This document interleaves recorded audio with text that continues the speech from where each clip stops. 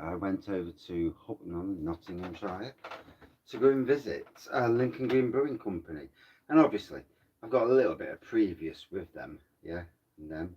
So, Wraggy's Golden Ale went there around about this time last year to brew it. Invited along to brew a beer that they were making in honour of me, which, you know, was, and still is a fantastic thing. And yeah, it's, was kind of hoping there may be more raggy beers in the pipeline, you know, across the breweries, but no, nothing. But in any case, or even cola bins, things like that, but no. But so yeah, went to the Brewery Tour yesterday. It's based in Hucknall, Wigwam Lane. It's about a 10 or 15-minute walk from the tram station. So, you know, it's a little bit of a walk. Um,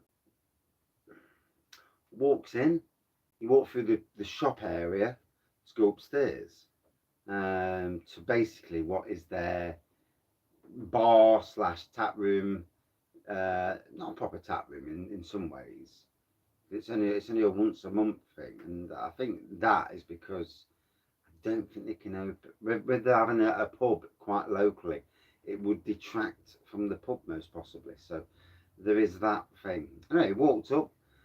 Um, the bar was open. On the bar there was Marion, the pale ale, Hood, best bitter, Apex, which was a New England IPA, strawberries as it was last night, 4% seasonal Wimbledon beer really, and on keg, first ever keg beer from Lincoln Green. So that's exciting. And that was Dosco. Dosco. Dosco means something because it's to do with the heritage of the mining area that's around there. So anyway, there was 20 of us on the course. I was actually sat next to a sales lad from Totally Brewed, Tom, and one of the Mardy Bum Magpies, Craig. And a table with 5 of us on, so a fair few of us on that table. And yeah, we had to wait a bit, a couple of lads were late, but the beer, you could have a pint of each of the lower ABVs, but the 7.3, the bloke behind the bar was saying, look, you know, to have it in halves. You can keep coming up, but have it in halves. And yeah, that was quite sensible, really. Yeah, albeit sessionable. Anthony, the founder of Lincoln Green, i.e. the boss, started, you know, telling us about Lincoln Green, about the pubs, about the beers, a bit of a slideshow sort of thing, and about where the timeline and where it's going and what is new. And that was interesting, you know. He's a good guy, he knows his stuff, and he talks in a clear way, which he comes across, you know, he's got a good personality. And I mean, he's a nice person, let's be fair. So then we went downstairs and actually started the brewery tour. And obviously, I've been there last year, so I know the brewery quite well in that respect. And showing us the cold liquor tank, hot liquor tank, the mash tun, the copper, fermentation vessels, conditioning tanks, the heat exchanger. And it's amazing, like with the heat exchanger, that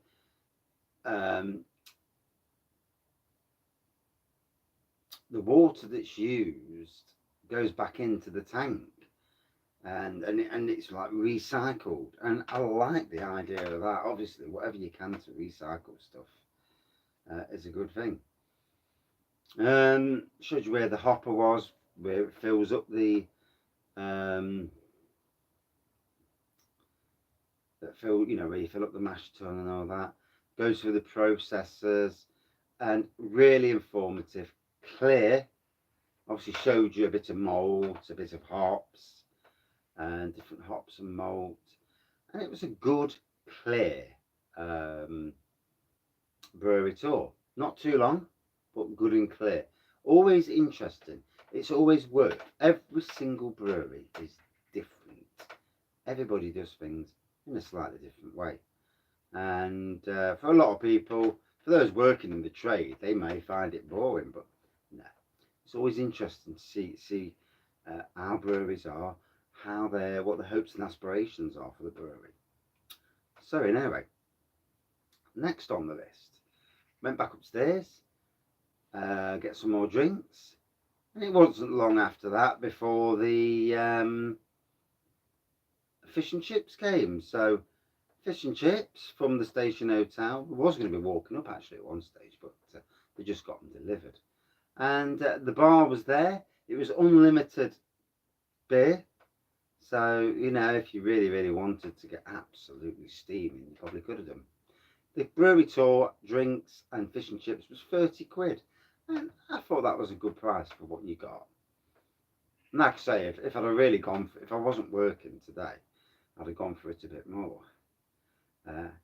As it was, we left there, me, Tom and Craig went up to Station Hotel, had a beer in there, and then I went to find the bus stop, and that's where, kind of cocked up a little bit because I couldn't find a flipping bus stop. They did find a bus stop, said half an hour, so I'm starting to walk towards Bulwell, thinking that if I can't get a bus from Hucknall, I might get a Nottingham city bus as well, because so far down there's more chance, the closer you get to the town, Bulwell, there's more chance of more buses going down.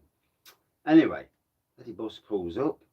I'm like, there's somebody at the bus stop. I'm looking, getting my wallet out to go on the bus. Can't find my credit card, and it's in the upper pocket, in it. And then the bus drove off. So I had to carry on walking. And I walked all the way to Tesco Top Valley. And I messaged my son and says, well, my wife, and says, is Jamie home yet, my son? He says, yeah. And he says, tell me come pick me up. Knackered. So I've been up since 5, and yeah, a long bloody walk home. And I've woke up and had the worst hangover all day. So yeah, probably a good thing I didn't hit the beer too hard last night. I don't think the heat helps, to be honest. It's been a very warm day. But in any case, that last part really was my own fault. I should have rang my wife earlier and says, I can't get a bus. And someone would have come and got me. But there you go. So, for me, the brewery tour, very well worth doing. Each month, they're going to be doing something slightly different. Beer tastings, Belgian beer, German beer, Wild beers. I think there's another brewery tour as well at some stage. So it's a once a month thing, 20 places. You'll most likely be paying 25-30 quid each time, because obviously you've got to pay for the beers, haven't you? You know what you're drinking. And it's very informative. You know, if you live local, I would definitely do it. But if you live further afield and you fancy going to Lincoln Green, it will be a Thursday night each time. So, you know, book the next day off. Don't do what I did and go into work feeling rough. Still feel rough now, and it's like 5 o'clock. And yeah, and I'm not even liking even looking at beer at the moment. Looking behind me, it's like rough. But there you go. So yeah, well worth trying. Big thanks to Lincoln Green for putting it on. Very different. I like the difference. You know, I do think that a lot of the local breweries could do brewery tours and have a bit of a tasting thing afterwards. You know, every brewery is different, and obviously it's a bit more difficult if you've got a smaller brewery. Places like Neon Raptor, you'd struggle to get 20 people around there. And they did show us the new keg and canning machine, so that's exciting for Lincoln Green. It means we might actually get some new beers into can. I actually thought they was buying a bottling machine, to be fair. So I was a bit surprised when it actually turned out to be a canning machine. Does this mean all the beers are going to be going into can from now on?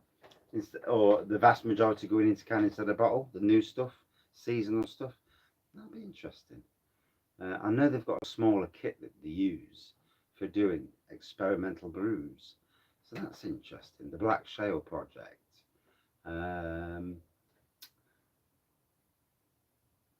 and the interesting thing for me was I thought that Lincoln Green weren't interested in the craft beer festival, but I actually found out last night they are. They just don't get invited.